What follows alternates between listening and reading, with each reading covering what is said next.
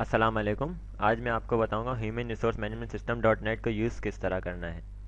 Human resource management system dot net पे सबसे पहले आपको अपनी कंपनी के लिए साइन अप करना पड़ेगा। कंपनी के साइन अप के वक्त आपको कुछ डिटेल्स प्रोवाइड करनी पड़ेंगी, like company name, email address वगैरह।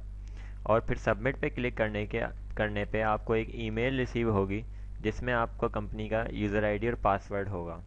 उस यूज़र आईडी और पासवर्ड से आप इससे लॉगिन हो सकते हैं। लॉगिन के वक्त सुपर एडमिन में आपको एक कंप्लीट मॉड्यूल्स डिफाइन हो रहे होंगे। सबसे पहले सेटअप्स का मॉड्यूल देखते हैं। सेटअप्स के मॉड्यूल में आपको कंपनी की डिस्क्रिप्शन वगैरह ऐड करवानी होंगी, लाइक डिपार्टमेंट डेजिग्नेशन, शिफ्ट वगैरह। इसी तरह ह्यूमन रिसोर्स के हैं ऑफर लेटर का टेम्पलेट वगैरह आप यहाँ से डिफाइन कर सकते हैं। और पेरोल में loan type, leave type, allowances type वगैरह।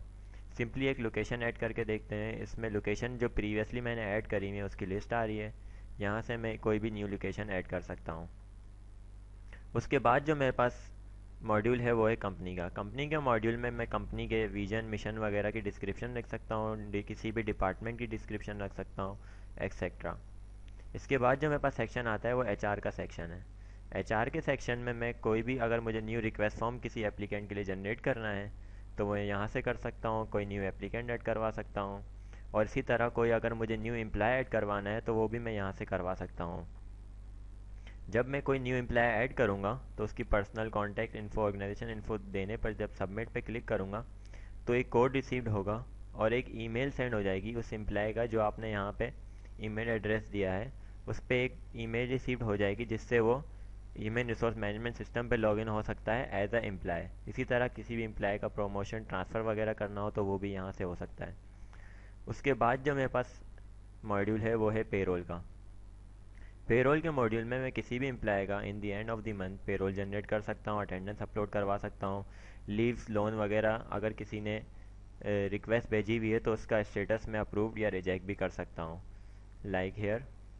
यहाँ से मैं एडिट स्टेटस किया, पेंडिंग, अप्रूव्ड, रिजेक्ट वगैरह यहाँ से मैं इजीली कर सकता हूँ। उसके बाद जो मेरे पास सेक्शन आता है वो है सिक्योरिटी का सेक्शन। सिक्योरिटी के सेक्शन से मैं किसी भी एम्प्लॉय को एज अ एडमिन ऐड करवा सकता हूँ।